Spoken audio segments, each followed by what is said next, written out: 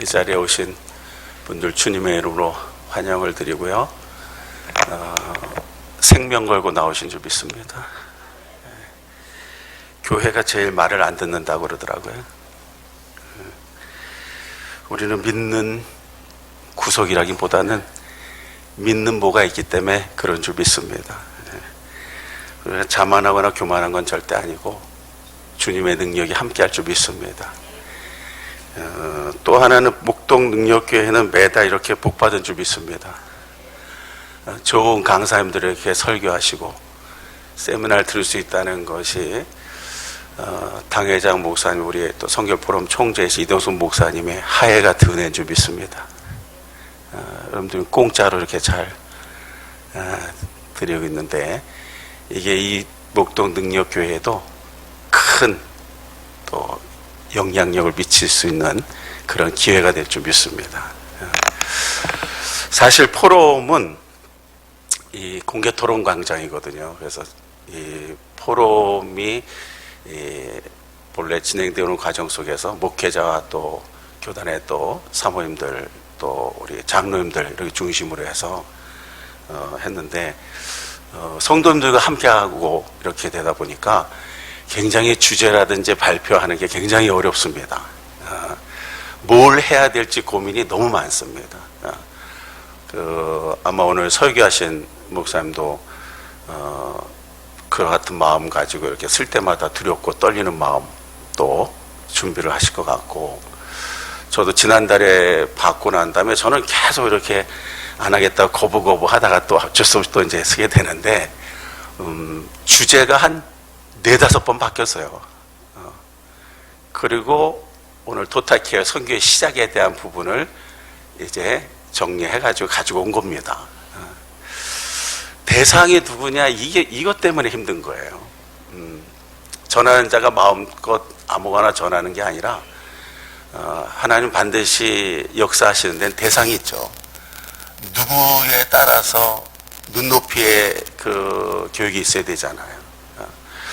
그리고 진정한 포럼은 어떠한 세미나, 지금 이제 세미나 형식으로 할 수밖에 없는데, 포럼은 누가 주장하는 것이 옳은 게 아니라, 내가 이런 주장을 하고 이런 신앙을 갖고 이런 신앙을 가지고 있다, 이 부분에 대해서 공개적으로 발표를 할 때 그 부분에 대해서 상대방은 나는 다른 이견이 있다, 다른 쪽으로 이렇게 생각한다, 그러한 열띤 토론이 움직여지는 거예요.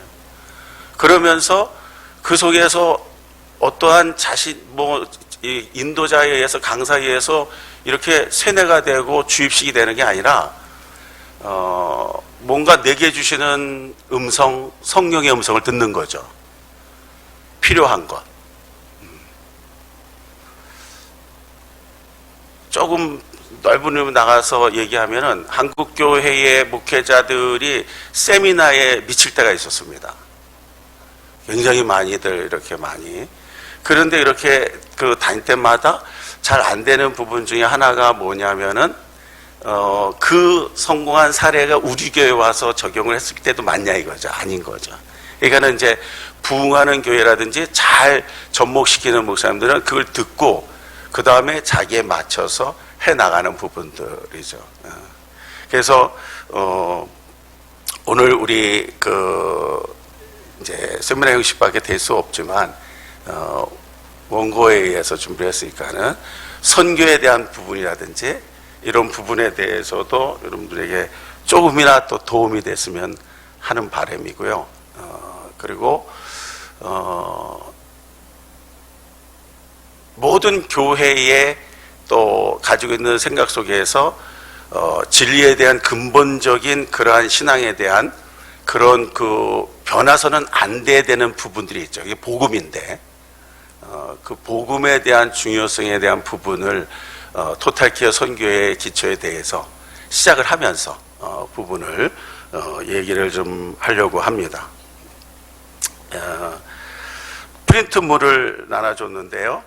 시간이 50분까지니까 하여튼간 그 안에 최대한 다해서 읽으면서 보면서 이렇게 하겠습니다. 토탈케어 선교의 시작에 대한 건데, 먼저 양손의 위기와 기회를 가진 현실을 보게 되면은 존 시멘스가 얘기하기를 기독교 선교야말로 최대의 사업이요 최고의 이슈이다라고 말을 했습니다. 그 이유를 세계 인구의 증가에 따라서 더 많은 사람들이 그리스도와 연결이 되고 구원을 받아야 된다는 시대적 사명에서 찾는 겁니다. 그 최대의 임무는 인류의 가장 깊은 요구인 영적 필요에 다른 종교들의 강력한 경쟁에 직면한 가장 긴장된 시기라고 말을 하고 있습니다. 선교는 여러 가지 교회의 기능 중에 하나가 아니라 그 자체가 교회의 생명선이다. 또 예수님의 대명령을 말하지 않더라도 예수 그리스도가 세상에 찾아와 잃은 자를 구원하는 일을 위한 유일한 목적 때문에 교회가 존재한다라고 말하고 있습니다. 따라서 교회는 지금 우리에게 주어진 상황 안에서 전도와 선교를 충성스럽게 담당해야 할 의무가 생기는 것입니다. 선교는 타문화권 선교가 필수적이며 타문화권 속에서의 선교 활동은 선교사가 지니고 가는 우리의 문화와 또 현지 그 문화 간의 조화를 불가피하게 합니다. 실제로 1920년대부터 선교학은 보다 효율적이고 타당한 타문화권 선교를 모색하기 시작했으며 문화인류학의 통찰과 방법론을 도입하여서 선교의 체제를 정비하면서 선교사들을 재교육하여 선교를 추진하기 시작했습니다. 왜냐하면 지리와 역사 또 언어와 민족이 서로 다르기 때문에 지역마다 각기 다른 문화가 형성되었고 이러한 문화적 차이가 문화권이 다른 지역에 복음을 전파하는 데 있어서 선교사들에게 커다란 문제점을 안겨다 주었기 때문입니다. 그래서 문제가 뭐냐? 지역적인 것에 있었던 것이 아니라 복음을 들고 나가는 선교사들의 문제들을 올바르게 해결하지 못한 데 있다는 것이었죠. 그래서 토탈케어 선교의 가장 큰 목적은 어떻게 하면은 효과적으로 타문화권 선교를 할 것인가 라는 질문 하에서 효과적인 타문화 선교를 위한 선교사들의 케어에 관한 한국 교회의 관심과 연구를 시도하는 데 있습니다. 이것은 선교에 있어서 문화적 장벽을 극복하기 위한 시도이며 이것을 통해 선교의 새로운 활력과 영역을 개척할 수 있도록 새롭게 눈을 뜨기 위한 시도입니다. 한마디로 얘기하면은 사실 선교가 중요하냐 선교사가 중요하냐 이렇게 얘기할 적에 한국 교회의 선교 방향들 우리의 선교 방향이라는 독창성은 없습니다. 이미 미국과 영국의 선교회를 통해서 그들이 했던 선교 방식들을 그대로 받아들이고 복음의 빚진 자가 됐으니까 그걸 갚는 의미로 나가 선교를 했기 때문에 그냥 선교에 대한 목적이에요. 영국은. 그런데 사실은 선교냐 선교사냐 얘기했을 때 선교사의 중요성들이 최근에 근대에 와서 중요성을 이제 갖게 된 거죠. 그래서 토탈 케어의 선교의 필요성은 뭐냐면 선교사에 대해서 어떻게 선교를 도울 것인가. 한국교회 성장이라든지 이런 게 볼 적에 소프트웨어적인 것보다는 하드웨어적인 부분에 신경을 많이 썼던 거는 사실입니다. 그리고 보이지 아니한 우리는 새하늘과 새 땅을 바라보고 나가는 게 신앙인데 그런데 교회 안에서조차도 그 새하늘과 새 땅에 대한 믿음에 보이지 않는 평가는 너무 어려워요. 신앙의 평가는 어려워요. 근데 눈에 보이는 교세라든지 이제 건물이라든지 그런 수에 대한 것은 굉장히 많은 영향을 가져오게 되죠. 그래서 사실 복음이라든지 이런 선교 방향을 가지고 신실하게 하면서도 늘 항상 결과에 대한 열매에 대한 어떤 통계에 대한 부분에 위축되는 게 선교사 목회자들의 현실입니다. 그거 어쩔 수 없어요. 근데 사실은 뭐 시골이나 농촌에 뭐 옛날에는 낙도도 선교라고 그랬고 국내에도 선교는 있습니다. 왜냐하면 선교와 전도의 차이는 넓은 의미에서 복음을 전하는 건 같지만 학문적으로 나누는 것은 타문화권이나 자문화권이라고 나눠주게 된 것입니다. 그러니까 타문화권의 복음을 전하는 거. 근데 국내 군 선교도 군 전도 그러지 선교라 그러거든요. 왜냐하면은 우리가 사는 일상생활의 문화하고 전혀 다르기 때문에 준비해야지 들어가는 거예요. 그 문화를 이해해야 되고 또 그 문화에 들어가는 자격이 있어야지 됩니다. 농어촌 선교라고 그랬었는데 지금은 농어촌 선교란 말을 잘 쓰지 않죠. 왜냐하면 어촌이 아닌 농촌이 지금은 똑같은 도시화가 다 돼 있기 때문에 그러나 크게 문화의 차이를 느끼지 않아요. 그러니까는 그렇게 선교란 말을 쓰지는 않습니다. 경찰 선교랬지만 지금은 경찰 복음화, 경찰 전도 이렇게 되죠. 그래서 선교냐 전도냐는 얘기를 했을 때 사도행전 1장 8절에 이제 하나님의 성령의 전도의 방향의 맵을 보면 나오지만은 가장 중심 뭐냐면 오직 성령이 너에게 임하시면이거든요. 그러니까는 복음화나 선교의 시작은 나로부터 시작되는 거예요.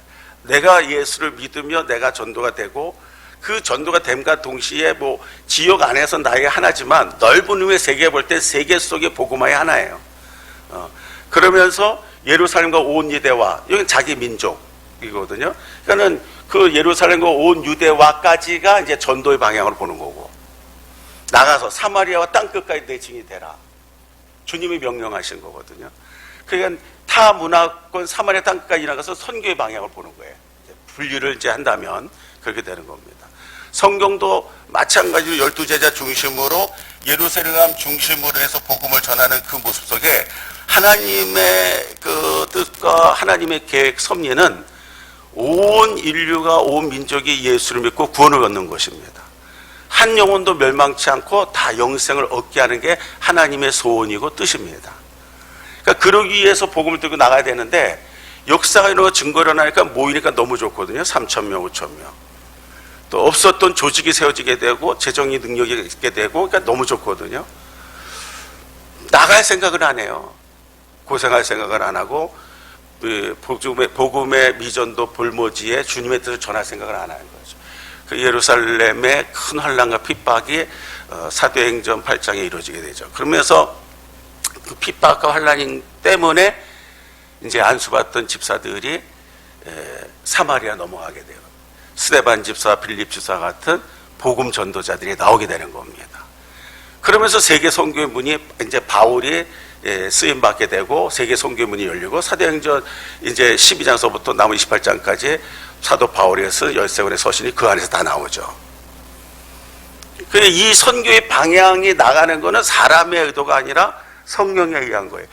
그러니까 그 시대적으로 선교의 복음이라는 진리는 변함이 없는 것 같지만 중요한 건 뭐냐면 누구에게 그 복음이 주어져서 그 복음이 어떻게 전파돼 나가고 어떻게 복음의 선교가 이루어지고 있는가라는 것이 성령의 역사, 성령의 증거들이죠. 그게 성경의 말씀들이에요. 선교를 때 복음 전파를 통해서 성경들이 하나씩 쓰여진 겁니다. 그러기에 오늘 우리도 이제 교회들이 선교의 어떤 실조 이것도 좋지만 우리 교회에서 파송한 선교사들, 후원한 선교사들, 그 선교사들이 복음 사역을 잘할 수 있도록 복음의 올바른 진로의 방향을 가질 수 있도록 우리가 도와줘야 된다는 거죠. 선교 마인드의 이제 프린트를 보시면 복음의 대상이 만민이고 모든 족속이고 모든 사람 누구든지 뭐 가난한 자, 부한 자, 낮은 자, 높은 자. 마가복음 16장 15절에 있지만 또 이르시되 너희는 온천에 다며 만민에게 복음을 전파라 했어요. 그래서 복음은 너나 할 것 없이 모든 이에게 전해져야지 되는 겁니다. 복음의 필요성은 한 가지죠. 로마서 3장 23절에 모든 사람이 죄를 범해서 하나님의 영광에 이르지 못하더니 죄의 문제로 우린 예수 그리스도의 복음이 필요한 겁니다. 구원의 길이 다른 길이 없습니다. 절대적으로. 그리고 주님이 우리에게 능력이 되는 것은 바로 십자가와 부활의 복음으로. 그래서 그것을 증거해야지 되는 거죠. 복음의 목적은 그렇기 때문에 죄의 삭은 사망이요 하나님의 은사는 그리스도 예수 우리 주 안에 있는 영생이니라 하는데 믿음의 결국은 영혼 구원입니다. 그러니까 복음의 목적, 성경의 목적도 영혼 구원에 있는 겁니다. 이게 이 시작에 왜 굉장히 중요하면 좀 더 뒤에 나가지만은 에큐메니컬 운동과 복음주의 관점의 선교를 개념할 때 오늘 이 시대까지도 계속 싸우고 있고 그런 부분에 있어서 고민들을 많이 하고 있지만 분명한 성경에 나타난 선교나 우리 주님께서 말씀하신 복음을 전파에 대해 사명을 우리에게 주신 그 목적은 바로 영혼 구원 때문에 그런 거거든요. 영원히 죽을 수밖에 없는 저희들에게 예수 외에는 답이 없다는 겁니다. 그리스도가 없이 우리에게는 구원이라든지 영생의 축복을 얻을 수가 없다는 것입니다. 자, 이런 부분에 복음을 나가는 이제 선교사들입니다.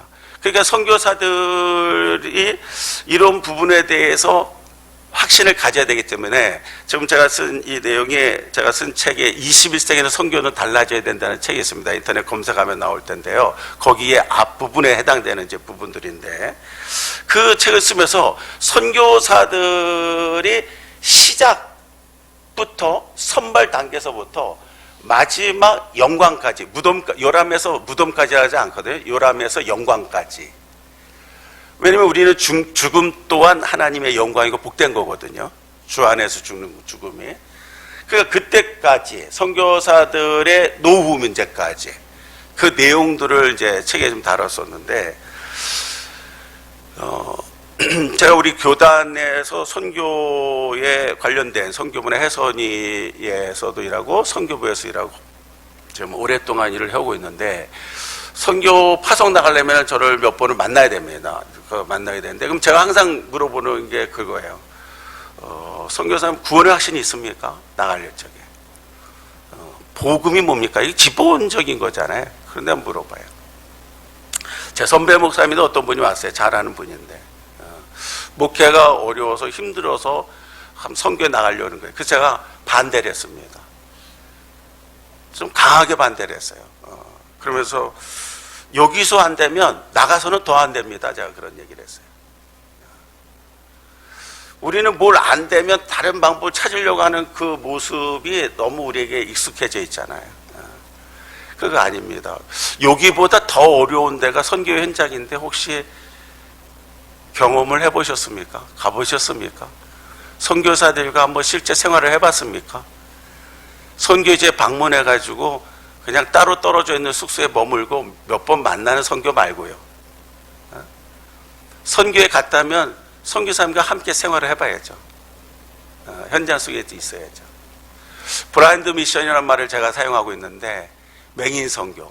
가보지도 않고 한 번도 만나보지도 않고 그리고 하는 선교들이 굉장히 많이 있습니다. 잘 몰라요. 그러니까 선교는 좋은데 선교사에 대해서 어떤 일을 알아야지 어떤 일을 도와야 되고 그 선교사가 뭘 하고 있기 때문에 뭘 후원을 하고 어떻게 케어를 해줘야 될 건가를 알아야 되는데 이거 없이 하는 거예요. 심한 경우는 이제 갑을 관계가 돼가지고 그래서 이쪽에서 본교 원하는 대로 따라줬으면 하는 그런 마음을 가지고 주도적인 선교라는 부분도 있죠. 그래서 그 선교사님이 이제 이제 후보가 와서 얘기 듣더니 그래도 감사하게 스스로 포기하시더라고요. 그 뒤 1년 뒤에 다시 도전했어요. 그땐 저는 쌍손 들고 저는 이제 손을 들어 찬성을 했죠. 지금 나가서 인도에서 얼마나 사역을 잘 하시는지 몰라요. 그러니까 그 1년 동안의 그 얘기에, 제 얘기에 상처를 받고 자존심에 스크래치 당한 게 아니라 아주 심각한 도전을 듣고 나는 분명히 하나님, 내가 여기서 안 돼서 실패해서 다른 방향을 찾는 게 아니라 복음에 대해서 분명한 무장을 하고 다시 얼마나 사역을 잘 하시는지 몰라요. 오늘 선교사들의 중도 탈락의 원인을 보게 되면, 원인과정을 보면, 먼저 선교사를 정의를 시키면 누가가 아닌 누구나가 되어야 하는 것이 우리 모두 선교사이다 되어야 하면서, 그래서 선교사를 세 가지 종류로 분류를 하는데, 보내는 선교사, 또 가는 선교사, 기도로 후원하는 선교사. 보내는 선교사는 이제 물질 후원, 빼놓을 수 없는 중요한 부분이죠. 가는 선교사는 직접 가서 선교하는 거고, 또 물질이 없다면 기도로도 후원하는 선교사가 될 수 있다라는 거죠. 그러니까 우리는 누구나가 다 선교사라는 겁니다. 여러분들도 선교사입니다. 중도 탈락의 원인과 대안을 이제 알아야 되는데, 보내는 선교사라면 선교사를 어떻게 도와야 하는가? 당사자가 가는 그 선교사로 준비하고 있다면 중도 탈락의 예방 차원에서 꼭 살펴봐야 된다는 거죠. 선교사 토탈 케어 시스템은 반드시 필요하다. 선교사들 어려움의 문제가 온다면 중도 포기를 생각하는데 선교 목회 사역이 지금 위기를 맞이했습니다. 코로나 바이러스라든지 이런 부분에 대한 것, 또 국제 정세에 대한 부분들, 여러분들 그냥 우리는 뉴스를 접하면서 그냥 이게 위기구나 뭐 이렇게 생각하고 되고, 또 경제적인 그런 위축이 되겠구나 이런 부분을 생각하잖아요. 근데 저는 그런 부분이 있을 때마다 항상 선교와 같이 연결돼 생각을 해요. 지금 중국의 많은 선교사들이 저기 이제 매일같이 메시지 들어오고 하는데 움직이지 못하고, 칭다오에 있는 우리 선교사님들도 이제 매일 오는데 지금 집 밖을 못 나가고 있고, 청도에도 수많은 자가 우한에서 들어온 자들이 있다고 그럽니다. 뭐 이런 부분들. 화산이 터져서 우리 교단의 선교사님이 거기 이제 그 따가이따이 쪽이지만은 까비따라고 바로 밑에 가까이 또 우리 선교사님들이 있어서 그 선교지에 그 학교 세운 학교가 완전 재로 덮여버리고, 그 부분 그냥 단순히 생각할 수 있지만 그걸 청소하며 그걸 관리하고 하는 엄청난 일들이 이제 선교사에 필요한 거예요. 그럼 거기에 따르는 또 뭐가 있어야 되죠? 물질 이런 것들이 많이 있고, 운영적인 면. 이슬람에 대한 이런 심각한 테러나 이런 문제가 있을 때 그 이슬람 국가에 이슬람이 완전히 점령한 국가들, 그 속에 있는 선중에 들어가는 선교사들 굉장히 많이 그 생명의 위협을 느끼고 복음을 전하고 있거든요. 그러니까 이런 부분들을 교회가 내 사업과 내 교회의 경제적 타격에 대한 어려움과 문제가 아니라, 지금 이런 문제 발생되면서 복음에 많은 위축이 되고 선교사에 많은 위험을 당하고 있구나, 이것을 놓고 우리 교회가 기도해야 되겠다 해서 기도 제목을 놓고 교회가 선교 토탈 케어라든지 이런 케어에 대한 부분을 기도한 교회가 과연 얼마나 될까요? 그렇게 많지는 않습니다.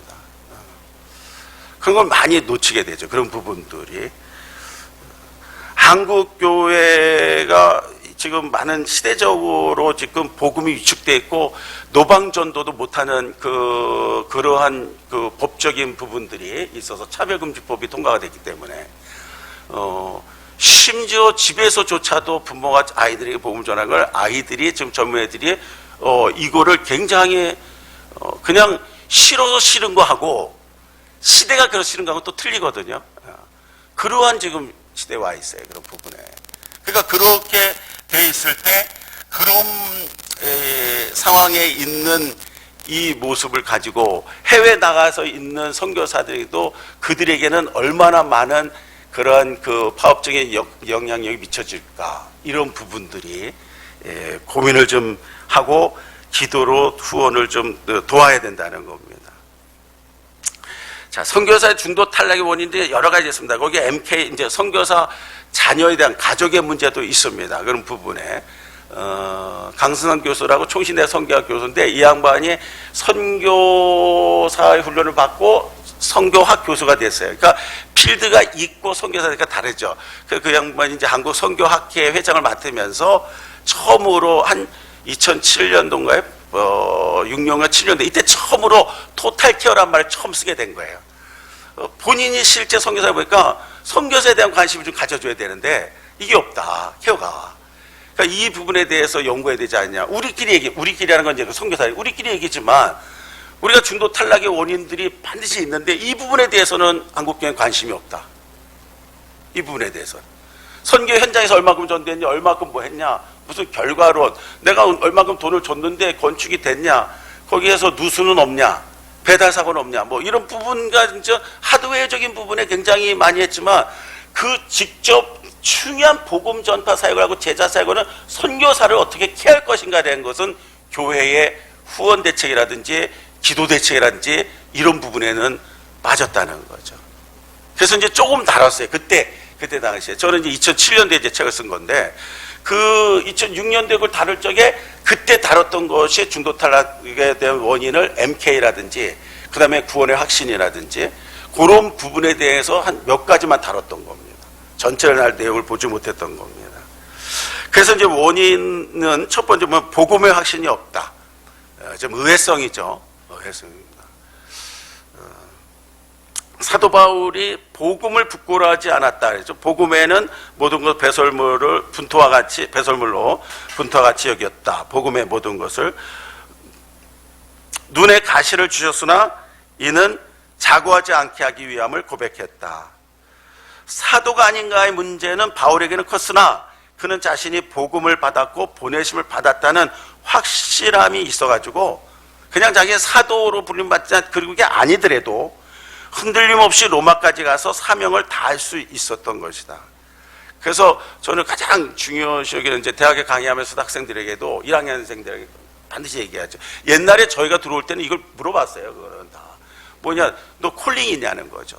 부르심이 있냐, 불러서 왔냐? 이게 굉장히 중요한 걸 불러서 왔냐. 여러분들 교회를 다니고 신앙생활을 하면서도 이제 깨닫는 큰 은혜 받을 때 뭐냐면 하나님이 나를 이곳에 선택해 주셨다, 이곳에 불러주셨다는 거거든요. 그럼 거기서 사명을 찾게 되잖아요. 아, 그럼 하나님이 뭘 필요해서 어떻게 쓰임받기 위해서 그랬구나 라는 거죠. 1학년 때에 2학년 때 다니다가 3학년 4학년 때 고민하고 방황한 게 많거든요. 그러니까 안 불렀어요. 안 불렀는데 왜 와 있어요? 그러니까는 사명의 길을 걸으면서도 신학의 길을 걸으면서 중도 탈락하는 게 많은 거예요. 똑같은 현상이에요. 선교사 사들 속에서도 문제가 있어 중도 탈락이 돼요. 근데 그 원인을 바라보면 복음에 대한 확신, 아주 기본적인 건데 기본이 흔들리는 겁니다. 유명한 운동선수들 볼 적에 슬럼프가 왜 빠지는가? 그럴 때 그들이 항상 되짚는 게 뭐냐면 처음부터 베이직이죠. 다시다. 지금에 있는 환경과 지금의 상황에 대한 것을 탓하지 않고 다시 짚어보는 거예요. 그게 더딜 것 같지만 그게 빠른 거고, 그 다시 기초를 잘 세워나갈 적에 그 더딘 것 같지만은 제대로 된 건물이 올라가게 되는 것이죠. 선교지, 두 번째, 선교지 문화를 충분히 이해하지 못하는 거, 컬처 쇼크라는데 문화 충돌의 문제입니다. 이거는 상당히 많습니다. 성격 장애도 있지만 이제 정신 장애와 성격 장애를 상담하게 얘기하는데 있는데, 그 성격 장애, 정신 장애에 영향을 주는 것이 환경적 요인이 굉장히 커요. 그래서 현대의 가장 큰 부분들 속에 우리가 정신이 시달리는 부분들, 성격이 시달리는 부분들이 문화에서 오는 충격에서 오는 것이 강도가 좀 높습니다. 그래서 선교사들이 가면, 야, 여기 살다가 필리핀 가서 아프리카 가서 넌 선교사니까 잘하겠지, 잘해야 돼. 그렇지만은 사람인데 그렇지가 않아. 이 문화에 살다가 새로운 문화에 접해 갔을 때 그 문화에 내가 적응하기까지의 반드시 뭐가 필요하면 시간이 필요한 겁니다. 시간이 필요합니다. 거기에 따라서 개인의 차가 좀 있겠지만 어떤 사람은 외향성이 강하기 때문에 가서 예를 들어서 짧게 몇 개월 안에 1년 안에 잘 정하는 자가 있어요. 그런데 어떤 사람은 그렇지 않은 성향을 가지고 있어서 내 성향이 강했기 때문에 가서 잘 접하지 못하면서 3년이 가고 5년이 가도 심지어 10년이 돼도 그 문화에 적응이 안 되는 자가 있어요. 성경은 바로 이런 부분에 있어서 상당히 중요하죠. 우리나라 이제 중국하고 이제 우리나라 사람들이 상당히 많은 선교사들이 또 파송되고, 우리 한국이 지금 제2의 선교사 파송 국가가 돼서 하고 있는데, 그 원인 중에 하나가 보면 한국은 문화적 요인 속에 사계절이 있다는 거. 그래서 우리는 추운 데도 가도 잘 걸리고 더운 데도 잘 걸리고 이게 다 잘 돼요. 그러니까 그런 것 또한 우리 문화가 주는 특성 중에 하나가 선교의 이점이 되고 있죠. 이런 부분이. 문화에 대한 충분히 사전 이해가 필요하기 때문에, 그래서 선교를 나간다면은, 교회에서 선교사 나가면 그 나라에 적어도 1차, 2차, 3차 정도 단기 선교를 갔다 오고, 아니면 그 선교에 필요한 것이 뭐고, 그 문화가 어떤 거, 나라가 어떻고, 역사가 어떻고, 그 문화의 민족성이 어떻고, 이런 부분에 대한 것을 체계적으로 준비해서 교회에 와서 이렇게 발표라기보다는 내가 이렇게 선교를 나갔는데 이 나라가 이렇습니다라고 선교사들도 이런 기도를 요청하고 이런 기도가 필요합니다라고 필요가 할 필요성이 있죠. 그런 또 선교가 준비가 안 된다면 교회가 그렇게 원하는 거죠. 목사님 그 나라에 가시고자 하는 지역이 어떤 지역입니까? 어떠한 사역을 하시려고 그럽니까? 이런 것을 얘기하면 서로 상호 간에 토탈 케어가 되는 겁니다. 이런 부분들을. 그런데 선교사가 이제 또 기도와 말씀에 전무하지 못하기 때문에 이제 중도 탈락의 원인 중에 하나, 이 이제 선교사들 속에서 나온 해답들이기도 하고요. 또 저희들 역시도 마찬가지 또 이런 문제들이 있죠. 중도 포기 원인을 물질 만능주의에 두고 포기한다고 많이 보지만 사실은 그러한 부분들은 2차적인 겁니다. 진짜 근본적인 부분은 기도와 말씀에 전무를 해야지 된다는 거죠. 그 부분에 하지 못하는 게 많이 있습니다. 영성 관리를 스스로 해야 된다는 어려움이 많아요. 예를 들어서 한국교회나 국내 교회에 있으면 감찰회가 있고 지방회가 있고 총회가 있어요. 그리고 가까이 있는 동기 목사들이 있고 선후배 목사들이 있어요. 내가 잘하냐 못하냐라는 것이 늘 거울 속에 이렇게 투명한 유 속에 있어요. 그렇기 때문에 늘 만나기 때문에 지적이 되게 되고 따라 해야 되고 해야 되는구나 이런 부분석이 도저히 되잖아요. 근데 선교지에 가게 되면 아무도 없어요. 우리가 아는 선교지에 많이 모여있는 선교지가 아니기 때문에 제가 지금 얘기하는 부분은 미전도 종족이라든지 복음이 없는 그 땅에 들어가 있는 홀로 싸우기 위한 선교사를 말하는 거예요. 아무도 없어요. 그러니까 그 상황 속에서 그 문화에 적응하면서 그 속에서 나 혼자의 한국교회의 목회자 모습을 가지고 가겠다? 이거는 안 되는 겁니다.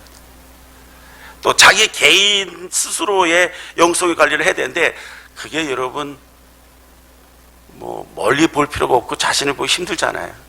똑같죠 뭐. 그런 부분들이. 그래서 이런 부분들이 중도 탈락에 대한 원인들이 있어서 기도로 많이 도와야 됩니다. 성령의 역사. 다행히 요즘에는 이제 뭐 인터넷의 발달, 뭐 카톡, 뭐 유튜브의 발달, 뭐 이런 것 때문에 마이너스적인 요소도 있지만 플러스적인 요소가 굉장히 많습니다. 잘 선용하면 굉장히 실시간이죠. 전에는 뭐 최근의 소식이 아니라 지금 완전 실시간으로. 그래서 그런 것을 통해서 선교사들이 많이 영적 케어는 되고 있습니다. 그리고 또 부족한 부분들, 영성 있는 부분들, 또 그런 것들을 수급을 하고 있죠. 그런 부분들이. 자, 다양성에 일관된 선교를 이제 보면 선교의 이제 정의를 한번 잠깐 내려보겠습니다. 현대 세계 선교는 선교에 대한 관심을 가지고 박차를 가하고 있는데 땅끝까지, 세상 끝날까지 복음을 전파란 선교의 관심은 그 어느 때보다도 고조되어 있다. 한국교회는 세계 선교에 관심을 가지고 지금까지 많은 선교사를 파송했습니다. 그러나 세계 선교 운동은 선교의 개념으로 진통을 겪고 있는데 그 개념의 두 가지 문제가 에큐메니칼 개념하고 복음주의적 선교 개념인 겁니다. 프린트물로 좀 자세하게 해놨으니까 여러분들이 좀 읽어보시면 되고요. 간단히 이제 얘기를 하면은 그렇습니다.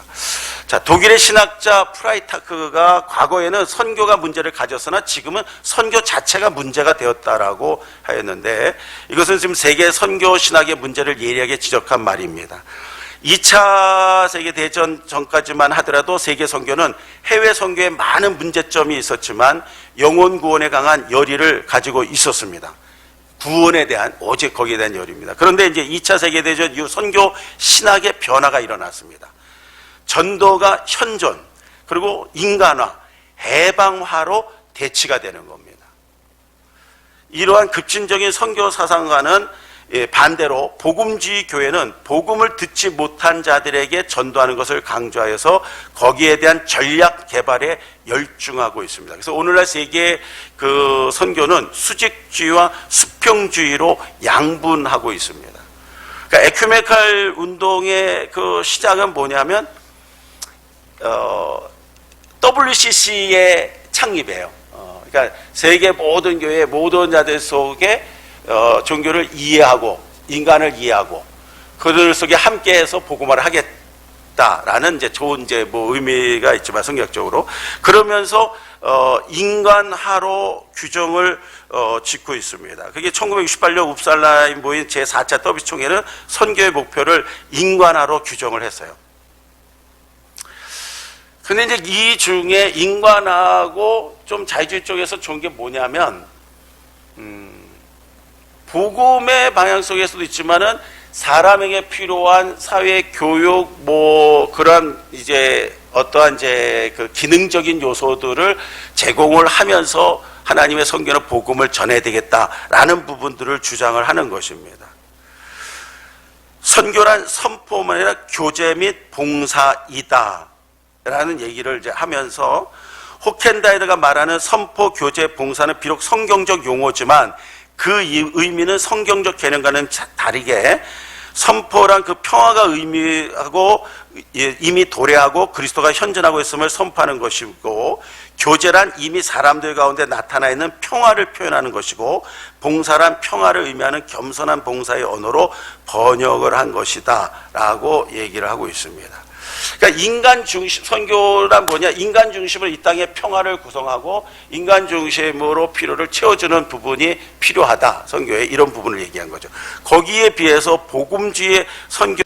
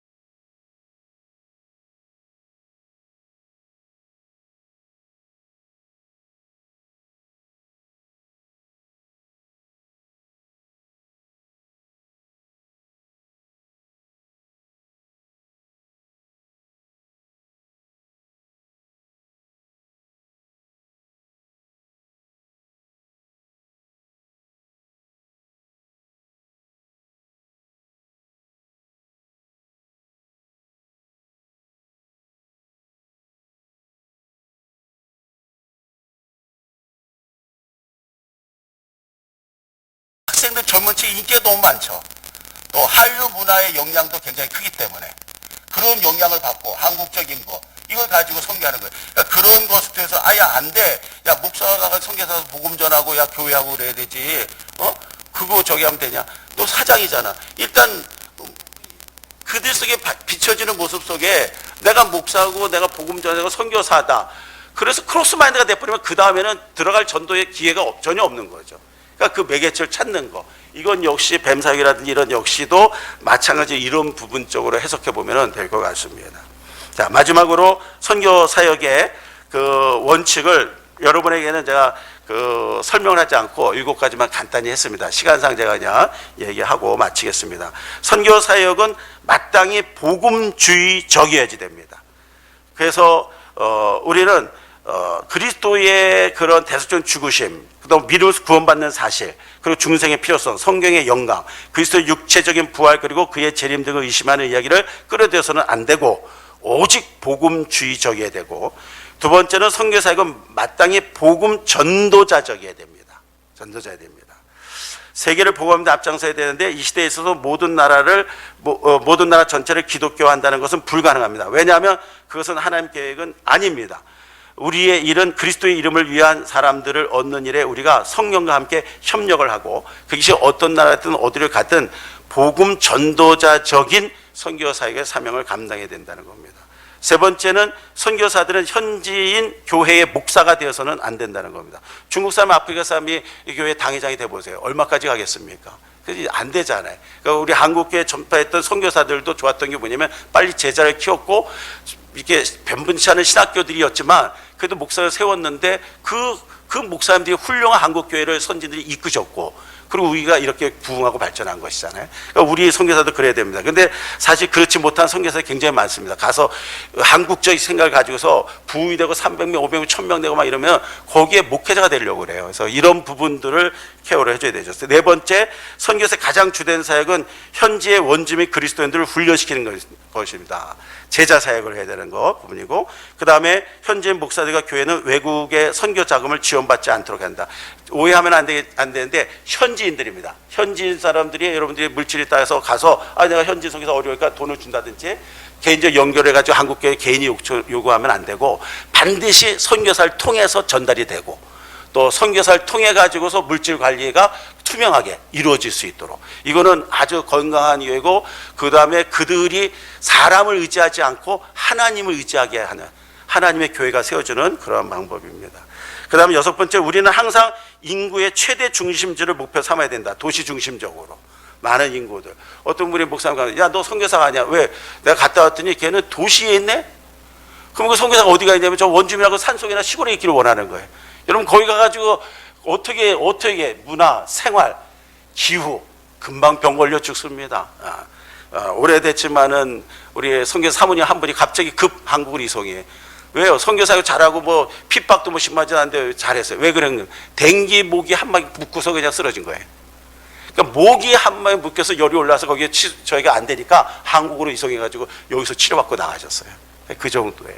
그렇기 때문에 우리 생각하는 쪽에 뭐 원주민 이런 게 아니라 도시의 거점을 가지고 마더처치의 역할을 감당하고 그 다음에 도토처치의 사역을 원주민 사역을 하고 내가 지금 한국 사람이 시커먼 마을에 가서 원주민 가가지고 거기서 그냥 뭐 빨개 먹고 뭐 이러고 지내는 게 아니라 원주민을 교육시켜서 그들의 문화 그들이 동네로 가서 복음화할 수 있도록 이걸 움직이는 거죠. 마지막 7번째는 우리는 아직도 복음으로 점령되지 않은 지역에 전력을 다해야지 된다. 미전도 종족이 복음 선교의 방향입니다. 그렇기 때문에 오늘 뭐 짧은 시간에 했지만은 여러분들에게 도움이 됐으면 바람이고요. 이것으로 마치겠습니다. 기도하겠습니다. 하나님, 선교에 대한 얘기를 나눴습니다. 주님 우리에게 주신 지상 명령입니다. 주님의 마지막 명령이 우리의 첫 번째 해야 될 과제입니다. 누구나가 다 선교사라는 것을 잊지 않게 해주시고 성령인도 받으며 우리 모두가 선교하며 복음을 전하는 하나님의 종들이 되게 하여 주시옵소서. 예수님 이름으로 기도드렸습니다. 아멘.